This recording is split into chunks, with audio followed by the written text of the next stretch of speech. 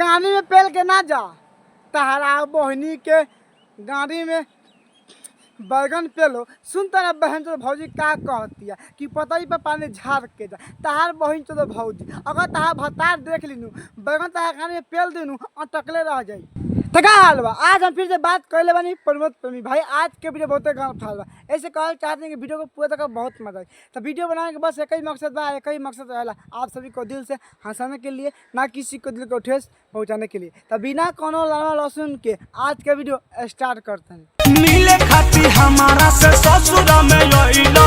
वाह रे तहार बहन जो वाह बहुत अच्छा कि मिले खातिर हमारा से ससुर में आइला।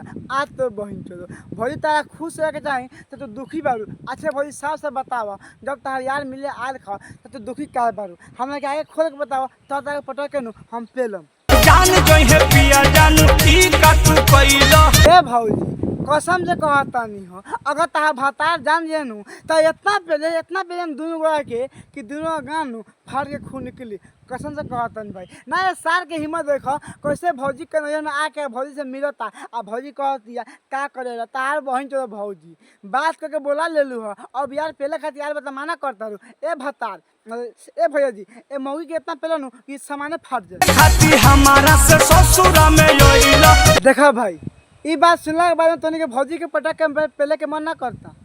भौजी खुद फोन से बतवा रखी है तो भौजी अच्छा रहित। अगर एक डर रही भतार के तो भौजी खुद माना करित कि ए यार यहाँ तू मत आओ मिले, हम तार से बाहर आओते मिले। लेकिन ना, भौजी खुद अपना घर में बोला के आ कहतिया काहे खातिर मिले अइला। अरे आगे बोल भौजी। जान जोई है पिया जानू ई का तू कइला। देख ला एक एक कह पेलवाए के मन आ मुँह पर माना करेले। खुद बोला ले बिया मरवाए खातिर, अब कहतिया जान जे पिया ई का तू कइला। ए भौजी कुछ ना करिए, खाली जाकर पेल के चल दिए पेलवा ला।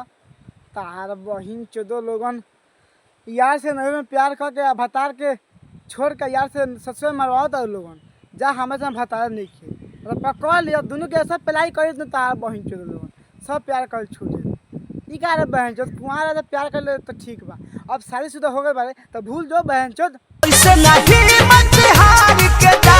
देख ला भाई लोग कैसे कहतिया कि ऐसे ना हिम्मत हार के जा। अब इन बहन चोद अपना भत्ता से का डर लगता लगा। अब कहतिया ऐसे ना हिम्मत हार के जा। हम क्या कहनी हो पेलवाए के मन अब मुँह पर माना करेलू। चलो कोनो बात ना, जब तो यार आगे बताओ एक दू टूप दे दो आ दिला के बाद में अपन झाँट छिलवा लिया कि जब भत्ता पे जाए नू तो मन खुश हो जाई। यह क्या बात है, अइला तो मुँहवा मार के जा। और मुँह मारने के मतलब समझता रहो भौजी का नाम बा। जब तू आ गल बा नू तो हमारे के लहंगा उठा के पेल दा। हाँ भैया ये क्या नाम है भौजी ये मुँह मार कौन बात कर यार। चुमा ले के देखा भैया, चुमा ले तो उहे बतिया, पहले तो उहे बतिया आ गाँव खोलो तो उहे बतिया। क्या कि जाई तीनों में इज्जत। अगर भौजी के बता देख ली चुमा लेत में तो पटा के फैली, तो भौजी के लहंगा उठा में देखी तो पटा के फैली, तो भौजी के गान में खोदी तो पटा के फैली, अगर भौजी के देह पर हाथ धरी तो पटा के फैली। तो दिक्कत चारू में बा पाँचों में बा। लेकिन जब कहतिया मुँह मार के जाता कौन बात ना भैया तू पटा के पहले पकड़े न तो भैया ये रंडी बोले लगी। बाहर तारा बहनी के गाड़ी में जेसीबी के लंड पेलो। वाह बहुत अच्छा कि अइलता मुँह मार के जा पता ही पे पानी झाड़ के जा। क्या बात है बहन चोद भौजी इतना पटा के पेलेंगे ना गाँव के गुड्डा सब निकल जाएगा बाहर। बहन चोद तुम क्या समझती हो मेरे को? मैं चुतिया दिखाई दे रहा हूँ तो बहन चोद आए तो भतार यहाँ पे सो रहा है, तू मुँह मारने की बात कर रही है, पेलाने की बात कर रही है। अगर तो भतार जान देगा तो मेरा क्या हाल होगा बहन चोद कहीं का। देखो मैं तुमको नहीं पेल सकता हूँ बस। तार बहन चोद भौजी तार यार हमें पानी झाड़ के भेजाओ, चाहे मुतवा के भेजाओ, चाहे लहंगा में होल करवा लो, वो समय कोनो दिक्कत नहीं है। लेकिन गलती जगह तार बता के पता लगे तो तारा के अपना घर में ना रह दिनू तो तुम मीडिया के लगे जाके भटकबू मतलब भटकबू। इसे कहल चाहते हैं यार के भेज दो। अब बाद में जे नजर में तो मरवा लिया काम खत्म हो जाए।